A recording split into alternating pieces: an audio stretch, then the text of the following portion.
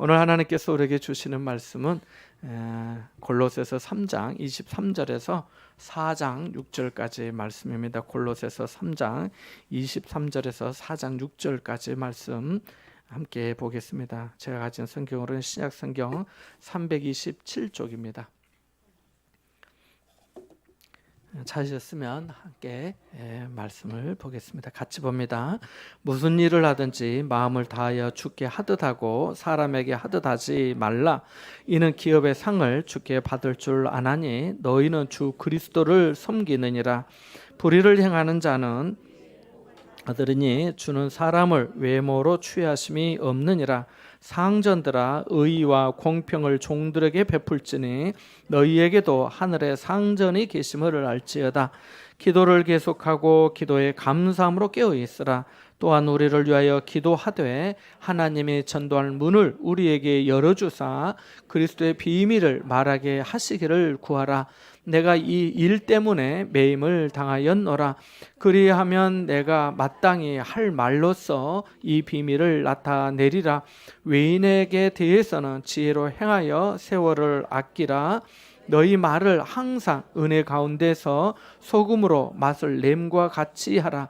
그리하면 각 사람에게 마땅히 대답할 것을 알리라. 아멘. 도스토옙스키는 인간의 마음은 천사와 악마의 투기장이라고 했습니다. 사람의 마음이 그만큼 변화무쌍하다는 뜻이지요. 우리가 하나님과 친밀한 접속을 유지하고 있을 때는 천사가 우리 마음을 들어올려 위의 것을 찾고 위의 것을 생각하도록 도와주지만 그 접속이 단절되거나 끊어지거나 문제가 생기면 금세 악마가 우리 마음을 아래로 잡아 당긴다는 거지요. 그래서 별일 아닌 일에도 감정이 상하게 되고 입이 대빨이나 나와가지고 다른 사람과의 소통이 어려워지게 되기도 한다는 겁니다. 1949년 그러니까 2차 세계대전이 막 마치고 난 후입니다. 유럽이 많이 황폐했던 그런 때인데 당시 프랑스 국회 상원 의원이었던 아베 피에르 신부는 파리 시외에 자기 돌아가신 부모님에게 상속받은 큰 집에 살고 있었습니다. 그래서 그 집을 수리하여서 국제 유스 호스텔로 이용하려고 할 즈음에 한 사람의 자살 미수자를 만나게 되었습니다. 그래서 이제 자살을 시도했지만 미수에 그친 바로 그런 사람이죠. 그러니까 오죽했으면 얼마나 힘들었으면 생을 포기하려고 했던 거겠습니까? 그래서 그 고통에 짓눌린 이 사람의 모습을 본 이 피에르 신부가 일시적인 어떤 자선이 아니라 그 사람이 다시 용기를 갖고 일어설 수 있도록 도와야겠다고 하는 그런 생각을 하게 되었습니다. 그래서 부모에게 상속받은 그 집을 엠마우스라고 누가복음 24장에 보면은 그 엠마오로 내려가는 그 두 제자에게 예수님이 나타나셔서 말씀하시고 그들의 마음을 회복시켜 주시고 했잖아요. 그 바로 그런 이름에서 따가지고 그 엠마우스라고 그렇게 이제 그 큰 집을 이름을 하고 가난한 이들이 와서 생활하면서 자신감을 가지고 재기할 수 있도록 돕는 일을 시작하였습니다. 그래서 엠마우스 공동체는 일한다, 나눈다, 베푼다라고 하는 3대 그 어떤 철학을 가지고 지금까지도 선한 일에 힘쓰고 있습니다. 어느 날 그 엠마우스 그 집 그 생활관이라고도 할 수 있는데 아무튼 거기서 생활하는 한 소년이 와서 피에르 신부에게 이렇게 물었습니다. 신부님, 사랑이신 하나님이라는 말이 무슨 뜻이에요? 라고 말입니다. 피에르 신부는 그에게 친절하게 이렇게 대답했습니다. 몇 주 전에 네가 춥고 배고프고 땀에 젖은 채 지쳐서 돌아오던 나를 생각해 보렴. 너는 종일 일하느라고 배가 고팠지만 그 한 할머니의 살림을 네가 돌봐주었지.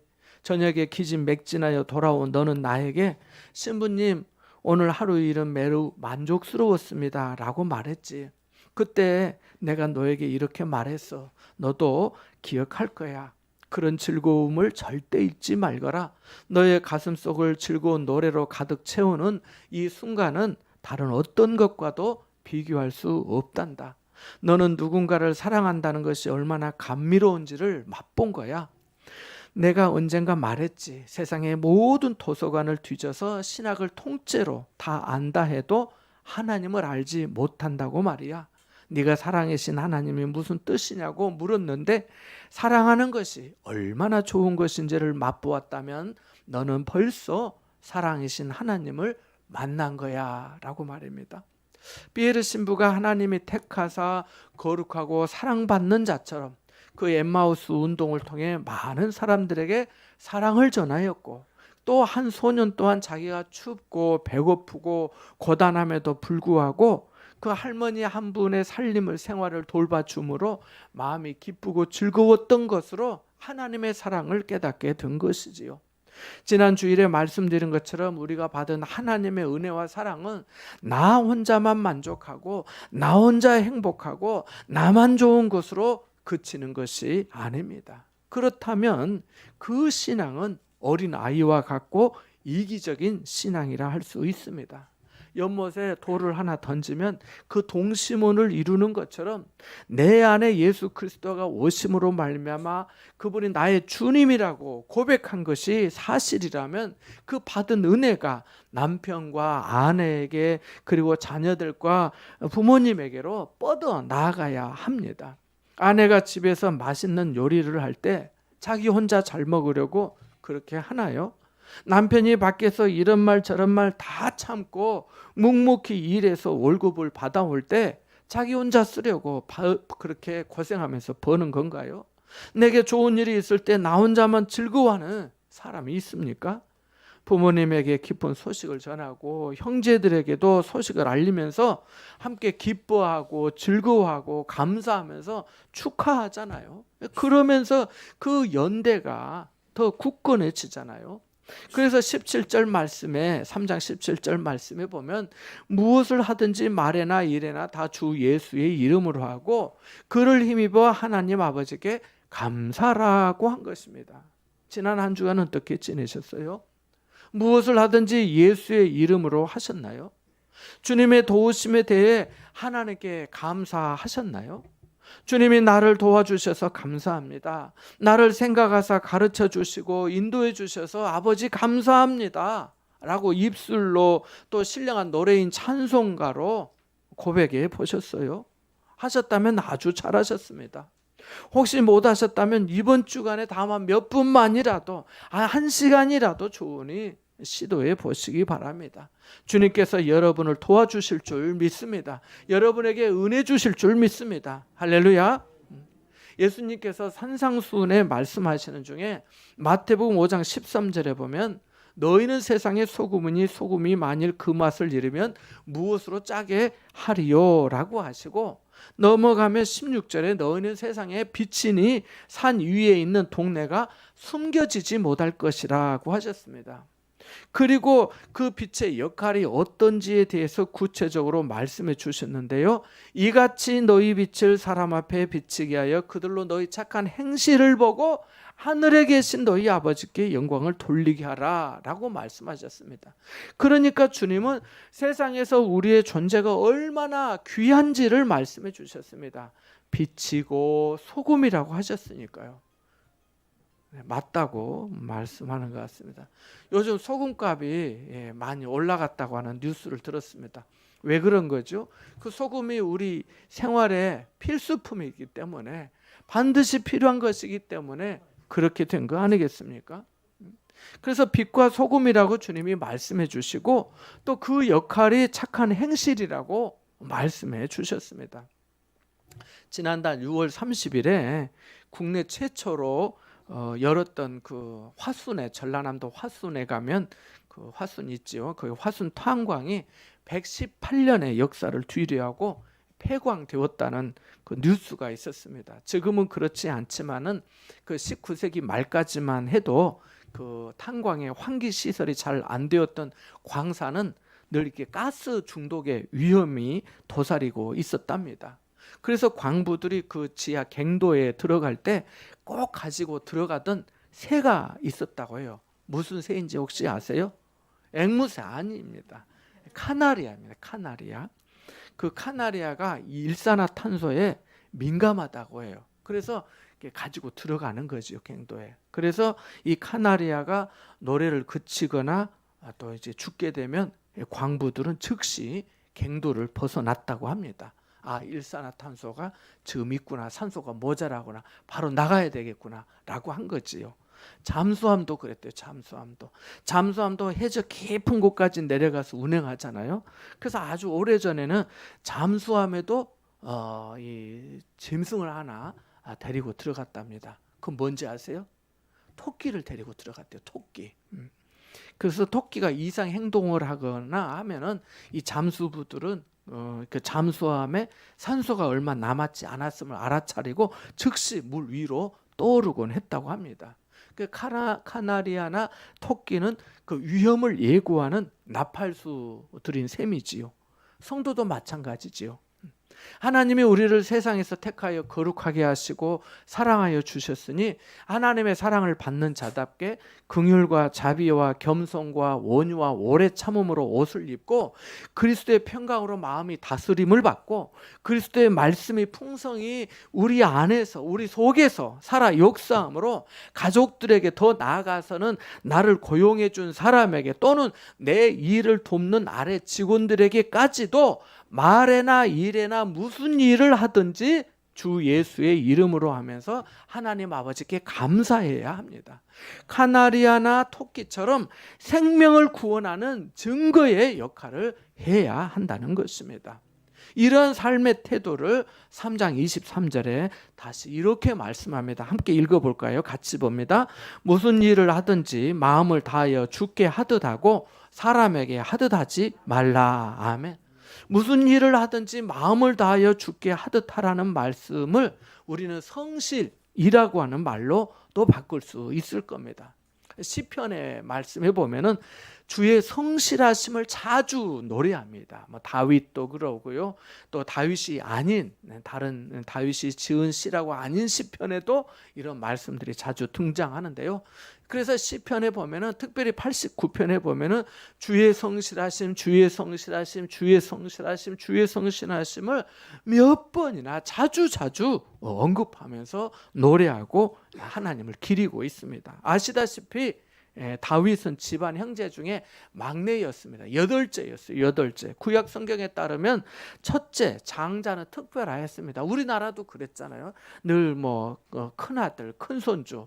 저도 큰 아들이고 또 큰 손주였는데 아무튼 그런 어떤 그 특별함이 있었잖아요. 구약 성경에도 그랬습니다. 그래서 큰 아들은 어떤 기력의 시작이요 또 하나님께 구별된 자였습니다. 그런데 막내는 안 그랬어요. 사무엘 선지자가 다윗의 아버지 이새의 집에 찾아가서 그 아들들 중에서 그 하나님이 택한 한 사람에게 그 올리브 기름 감람유로 기름을 붓는 의식을 하려고 할 때 다른 아들은 모두 다 사무엘 선지자 앞에 말끔히 세수하고 옷도 단정히 입고 앞에 섰지만 그 막내 다윗은 형들이 두고 간 양들을 돌보느라고 혼자 들판에 있었습니다. 그러니까 그 축에도 끼지 못한 것이지요. 그럼에도 불구하고 하나님은 그를 지명하여서 너는 내 것이라고 내가 너로 사울 왕을 이어서 나라를 통치하도록 하시겠다고 하는 뜻을 전하셨습니다. 그는 하나님을 향한 믿음이 아름다울 뿐만 아니라 자기 일에 성실하였기 때문입니다.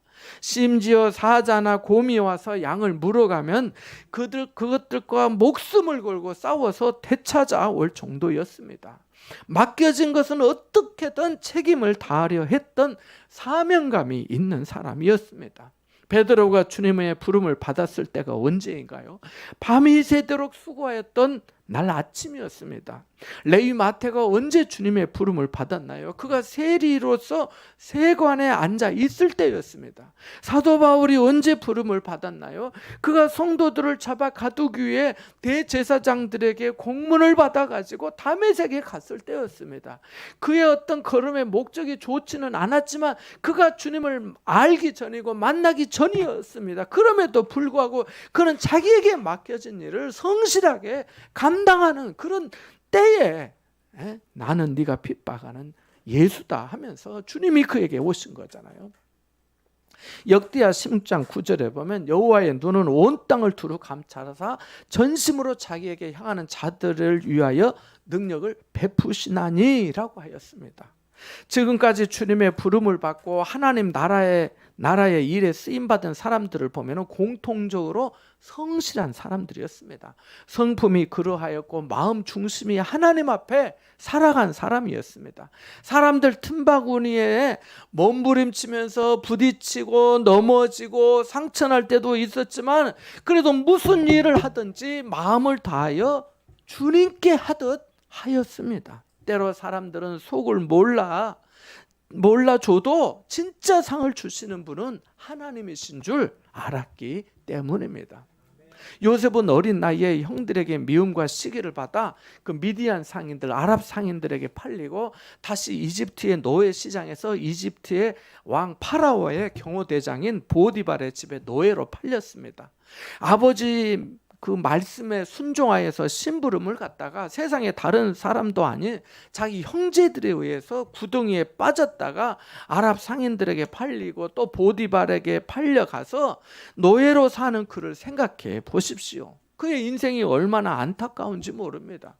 여러분이 모세라고 하면, 우리가 모세라고 하면 그 마음이 얼마나 힘들겠습니까? 그런 미움을 받고 불의한 일을 당하고 하지 않아도 될 고생을 해야 했고 그것이 언제 끝날지 언제 집으로 돌아갈 수 있을지 알 수 없는 기가 막힌 형편 아니었습니까? 하지만 그는 있는 자리에서 자신에게 맡겨진 일을 성실하게 감당하였습니다. 하나님이 그와 함께 하시고 그를 도우심으로 보디발의 집이 형통하게 되었습니다. 승진의 승진을 거듭하여서 나중에는 집안 살림 전체를 관장하는 총무가 되었습니다. 그런데 여주인이 그를 유혹하였습니다. 옷을 잡아 끄는 거예요. 그러나 요셉은 하나님 앞에 죄를 지을 수 없다면서 물리쳤습니다. 그 일로 여주인을 겁탈하려 한 히브리 종놈이라고 하는 그런 낙인이 찍히고 정치범들이 수용되는 그 감옥에 갇히게 되었습니다. 또 억울하였습니다. 그의 형편은 더 안 좋아졌습니다. 분노가 일어나고 하나님이 계신다면 어떻게 내게 이런 고난을 주실 수 있는가 하면서 하나님을 부정하고 세상을 향해 욕하면서 이런 하나님이라면 나는 믿지 않겠다고도 할 수 있는데 그는 기도하면서 때를 기다렸습니다. 이럴 때는 인내밖에 할 수 있는 일이 별로 없기 때문입니다. 그는 상 주시는 분이 사람들이 아니라 하나님이시라는 것을 잘 알았기 때문입니다. 하나님이 공의로운 심판자이시기 때문입니다. 하나님만이 진정한 상전인 줄 알았기 때문입니다. 이처럼 우리도 때로 기대한 만큼 열매가 맺지 못해도 때로 인내하며 받아들여야 할 줄 압니다. 그것이 내게 감사의 이유가 되고 나중에 그것이 기쁨으로 단을 가지고 돌아오는 놀라운 축복의 역사가 되거든요. 지금은 눈물을 흘리며 씨를 뿌리지만 반드시 기쁨으로 입이 귀에 걸려서 단을 가지고 돌아올 거라고 약속해 주셨기 때문입니다. 피터 쉐터가 쓴 희곡 아마데우스는 애쓰고도 열매를 맺지 못하는 현실과 그에 따른 깊은 좌절을 더할 나위 없이 생생하게 보여줍니다. 거기에 나오는 안토니오 살리에르는 여러 편의 오페라를 써서 크게 성공한 당시에 합스부르크가의 궁정 작가였습니다. 하지만 권력과 부를 거머쥐었음에도 불구하고 스스로 만든 그 작품에 탁월한 맛이 없다는 것을 누구보다 자신이 잘 알았습니다. 그가 우연히 모차르트의 연주를 들었을 때 자신의 처지가 단번에 선명하게 드러났습니다. 신동의 작품의 필생의 과제처럼 여겼던 아름다운 선율이 고스란히 살아있음을 깨달았거든요. 자신은 그런 음악을 빚어낼 수 없다는 자각이 아프게 다가왔습니다. 모차르트의 악보를 본 순간 자신이 마치 새 장에 갇힌 느낌이 들었습니다. 그가 주님께 기도했었거든요. 이렇게 기도했었거든요. 주님, 세상에 모르는 사람이 없을 만큼 유명해지게 해주세요. 자기가 말입니다. 영원히 사라지지 않는 존재가 되게 해주세요. 내가 죽은 뒤에라도 내가 쓴 작품이 두루 사랑을 받으며 모두 살리에리의 이름을 입에 올리게 해주세요 라고 말입니다. 그런데 모차르트의 그 악보와 그 연주를 대하니까 자신은 아무것도 아니었습니다. 그래서 좌절하였습니다. 그러나 달리 생각해 보면 그는 자신이 원하는 만큼 작곡을 못했지만 그래도 완전히 못한 것이 아니고 그는 높은 지위의 재정적인 여유를 누렸습니다. 반면에 모차르트는 풍부한 재능을 타고난 음악 신동이었지만 세상의 외면과 궁핍한 살림으로 고통스러운 날을 보내야 했거든요. 이런 것이 없으면 얻는 것도 없다는 말이 있습니다. 바꿔 생각하면 뭔가 얻기 위해서는 잃는 것도 있다는 말 아닙니까? 요셉은 보디발의 집에서 또 감옥에서 어렵고 힘겨운 시간을 보냈지만 오히려 그 시간이 하나님께 더 나아가는 시간이 되었습니다. 사람을 의지하고 세상적인 것으로 자기 힘을 삼지 않았기 때문입니다. 그 시간과 과정과 그 환경을 통해 하나님을 더 의지하고 하나님께 의뢰하였습니다. 물가에 심어진 나무처럼 영혼의 뿌리가 그리스도 안에 더 깊이 뻗어 나가는 그런 시간이 되었기 때문입니다. 여러분에게도 이러한 은혜와 믿음이 있기를 바랍니다.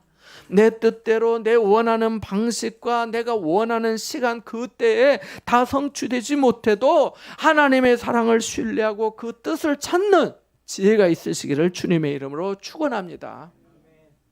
바울은 골로새 교회의 성도들을 생각하면서 그리스도 안에 감추어진 그 복음의 비밀의 영광이 얼마나 풍성한지를 그들에게 전하였습니다. 그러하기에 성도들에게 더 이상 욕심이나 탐심에 따라 그 땅의 것만 추구하고 살지 말고 좀 위의 것을 찾고 위의 것을 생각하며 살라고 하였습니다. 그것이 진정으로 하나님의 사랑을 받고 은혜를 입은 자의 모습이기 때문입니다. 계속해서 바울은 성도들에게 기도를 계속하라고 권면합니다. 함께 4장 2절과 3절의 말씀을 읽어보겠습니다. 4장 2절과 3절의 말씀입니다. 같이 봅니다. 시작.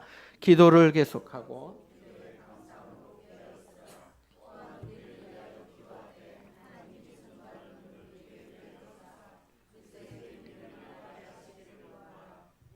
이 일 때문에 매임을 당하였노라. 아멘. 2절 말씀이 다른 성경에는 이렇게 번역이 되어 있습니다. 항상 깨어 있으면서 감사하는 마음으로 꾸준히 기도하십시오 라고 말입니다. 이 말씀을 정리하면 이렇지요.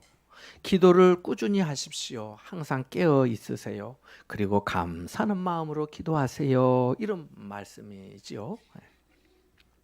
신앙생활의 두 축을 말하라고 한다면 말씀과 기도입니다. 말씀 없는 기도 없고 기도 없는 말씀을 생각할 수 없습니다. 말씀은 기도를 바르게 하도록 우리를 가르치고 감동하기 때문입니다. 기도 또한 하나님의 말씀을 듣고 하나님의 뜻에 순종하도록 작용하기 때문입니다. 말씀을 영혼의 양식이라 하고 기도를 영혼의 호흡이라고 하고 또 하나님과의 대화라고도 말합니다.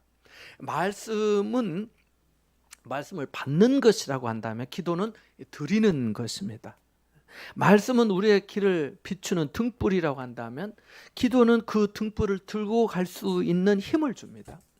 말씀은 언제까지 패하지 못하지만 기도는 우리가 이 세상에 있는 동안 하나님께 드릴 수 있습니다. 천국에서는 기도하지 않고 하나님을 영원히 기뻐하고 찬양할 것이기 때문입니다.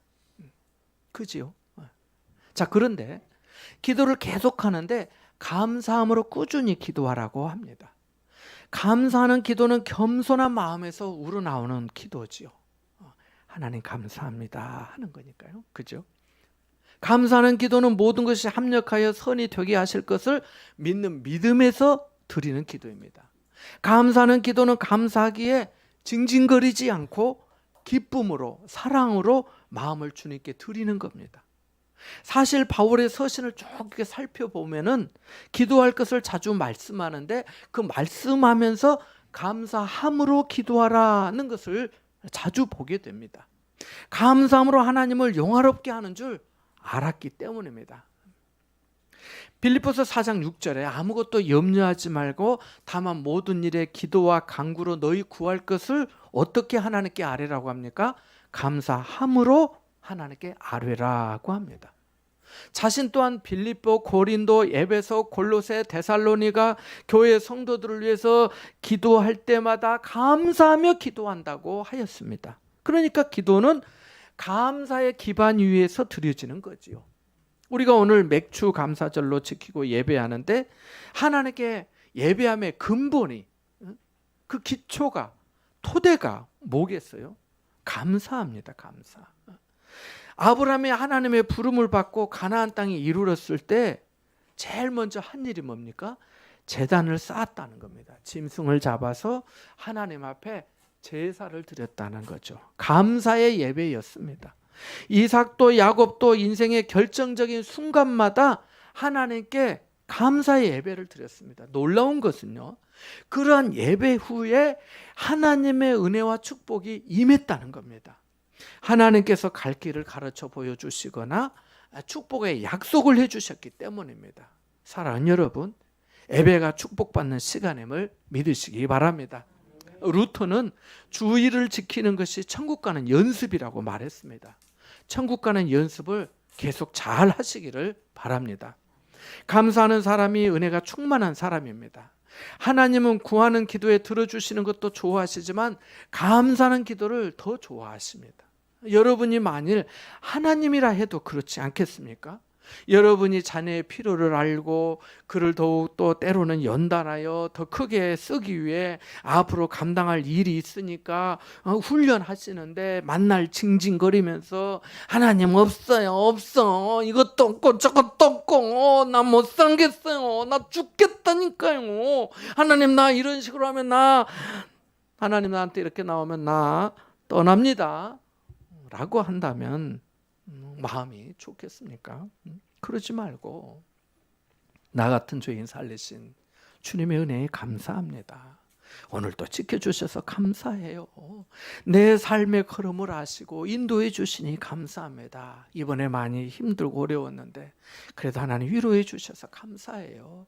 말씀으로 깨닫게 해주셔서 감사해요. 성도들 통해서 위로와 격려를 받게 해주셔서 감사해요. 나를 위해 중보 기도해 주는 성도들 허락해 주셔서 감사합니다. 하나님의 선하신 뜻을 조금이라도 깨닫게 해주셔서 감사드립니다 하면은 하나님께서 보시기에 더 좋지 않으시겠습니까? 할렐루야. 바울은 계속해서 함께 복음을 전하는 동역자들을 위해 기도해 달라고 합니다. 전도할 문을 열어주셔서 그리스도의 복음을 전할 수 있도록 말입니다. 전도할 문이라고 하는 말씀 앞에 그 숫자 작은 각주 1이 있는데 아래에 보면은 말씀의 문이라고 되어 있습니다. 그러니까 하나님의 비밀인 그리스도의 복음을 전할 수 있도록 말씀의 문이 열리길 기도해 주세요. 우리가 이것 때문에 메인바 되었습니다 라고 말하는 거죠. 이 복음 전파에 메인바 되었다는 겁니다. 어떤 그 물리적인 환경, 감옥에 갇혀 있는 것만이 아니라 그것 때문에 내가 메인바 되어서 감옥까지도 갔고 거기에서도 또 이렇게 편지를 보낸 거 아니겠습니까? 그래서 4절 말씀에 그리하면 내가 마땅히 할 말로써 이 비밀을 나타낼 것입니다 라고 한 겁니다. 여러분도 목회자를 위해 기도해 주실 때마다 이렇게 기도해 주시기를 바랍니다. 이제 5절과 6절의 말씀을 읽어보겠습니다. 같이 봅니다. 시작. 외인에게 대해서는 지혜로 행하여 세월을 아끼라. 너희 말을 항상 은혜 가운데 소금으로 맛을 램과 같이 하라. 그리하면 각 사람에게 마땅히 대답할 것을 알리라. 아멘. 소통 전문가로 알려진 그 김창옥 교수를 아시는 분도 계실 거예요. 이분에 따르면은 남자들은 되게 예쁜 여자를 좋아한다고 합니다. 남자들이 예쁜 여자를 보면 뇌에서 도파민이라고 하는 신경 물질이 나온다고 해요. 그래서 데이트할 때 집이 차로 가도 2시간이 걸리는데 내가 오빠가 데려다 줄게. 저 그냥 들어갈게요. 그래서 나 운전이 취미야 하면서 데려다 주고 온다는 거예요. 이 도파민이라는 그 황광 물질 때문에 제정신이 아닌 거지요. 문제는 이 도파민이 영원히 생성되지는 않는다는 거예요. 언젠가 이 만료가 난다는 만기가 있다는 거예요. 그러니까 서로에게 익숙해지면은 처음에는 너무 좋고 막 설레고 막 기다려주고 막 2시간 또 뭐 태워다 주고 올 때는 또 2시간 혼자 차가 밀려도 오려고 그렇게 하는 마음이 막 생기는데 나중에는 버스 타고 가요 이렇게 버스 타고 가라고 된다는 거죠. 그런데 김창욱 교수는 남자가 예쁜 여자를 만나야 하는데 보통 많이 좋아하니까. 근데 어떤 예쁜 여자를 만나야 되냐면 그분 말에 그래요. 말이 예쁜 여자. 따라서 한번 해볼까요? 말이 예쁜 여자. 말이 예쁜 여자를 만나라고 하더라고요. 예쁘게 말하는 여자를 만나는 게 좋다는 거예요. 물론 남자도 마찬가지죠. 성경에 보면은 다윗이 오벳 에돔의 집에 있던 그 언약궤를 다윗성으로 모셔오는 이야기가 있습니다. 다윗은 하나님의 언약궤를 모셔오면서 너무너무 기뻤어요. 얼마나 좋았는지 막 성경에 보면 즐겁게 환호하고 뛰놀며 춤을 추었다고 기록이 되어 있습니다. 그리고 번제와 화목제를 드리고 이 백성들에게도 막 떡덩이를 나눠주고 또 백성들을 다윗이 축복했다고 나와 있어요. 그런데 그 모든 일을 다 마치고 집에 왔는데 그 아내 부인 미갈이 이렇게 말을 하는 거예요. 왕이 방탕한 자가 염치 없이 자기 몸을 드러내는 것처럼 계집종의 눈앞에서 몸을 드러냈어요. 나니까 당신에게 이런 말 해주는 거예요. 당신 때문에 내가 얼마나 창피한지 알아요? 라고 말했어요. 당신 오늘 정말 고생했고 잘했어요. 하나님이 크게 즐거워하셨을 거예요. 당신 때문에 백성들과 온 나라가 축제였어요. 당신이 정말 자랑스러워요. 나도 당신 때문에 즐거웠어요. 라고 말은 못할 망정 그런 겁니다. 미갈은 다윗을 좋아하고 사랑하였어요. 성경에 보면 그러거든요. 하지만 예쁘게 말할 만한 그런 성품은 못 되었던 것 같습니다. 잠언 25장 11절에 보면 경우에 합당한 말은 아로새긴 언쟁반에 금사과라 했습니다. 본문에 어떻게 말씀합니까? 너희 말을 항상 은혜 가운데 소금으로 맛을 냄과 같이 하라 이렇게 말씀합니다. 우리가 다 말에 실수가 많고 실수 없는 사람은 없습니다만은 그래도 말을 맛있게 하면 좋지 않겠습니까? 그것이 위로가 되고 덕이 되고 격려가 되고 화평케 되고 은혜와 축복이 되니까요. 다른 사람을 축복해서 좋고 혹시 그 사람이 그 축복을 받을 만한 그릇이 안 된다면은 그 말이 그 축복이 내게 돌아와 복이 될 것이니 이보다 더 복된 은혜가 어디 있습니까? 말하는데 돈도 안 들잖아요. 세상 사람들에 대해 지혜롭게 행하고 세월을 아끼라고 성경에 말씀하잖아요. 금세 시간이 갑니다. 벌써 7월의 둘째 주일이잖아요. 사랑하는 여러분, 오늘 여기까지 살아오시느라고 고생 많으셨습니다. 여러 가지 사정이 있으셨고 지금도 문제와 어려움이 있지만 그래도 십자가 그늘 아래 엎드려 기도하며 사랑하며 인내하며 오신 거 잘하셨습니다. 여러분이니까 하신 거지요. 이 모든 것이 여러분을 붙드시고 인도해 주신 하나님의 은혜인 줄 믿습니다. 기도를 멈추지 마십시오. 감사함으로 기도하십시오. 부르짖는 기도도 있지만은 어떤 때는 주님과 데이트하러 왔다고 생각하면서 웃고 감사하면서 오늘 주님 생각이 너무 좋았다면서 속삭여도 보세요. 아무것도 아닌 이야기라도 주님께서 좋아하실 줄 믿습니다. 모든 사람이 다고다고 이거 주고 저거 주고 하세요라고 할 때 나 한 사람이라도 주님 감사합니다. 주님보다 좋은 분이 없어요. 주님만이 나의 사랑이며 소망입니다 라고 하면은 야, 오늘 내 딸이 말을 맛있게 하네. 오늘 내 딸 오늘 멋지다. 하나님이 하시면서 더 기뻐하실 줄 믿습니다. 맥주 감사절에 감사의 제목과 소망이 여러분 가정에 더욱 넘쳐나기를 주님의 이름으로 축원합니다. 함께 말씀 묵상하겠습니다.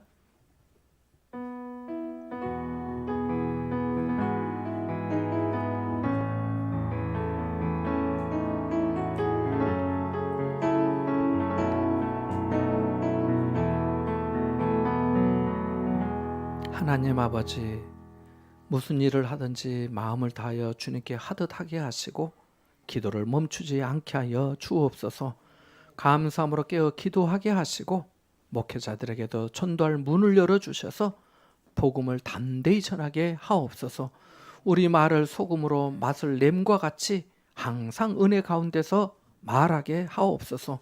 불평보다 감사가 넘치는 성도의 삶이 되게 하여 주옵소서. 예수님의 이름으로 기도합니다. 아멘.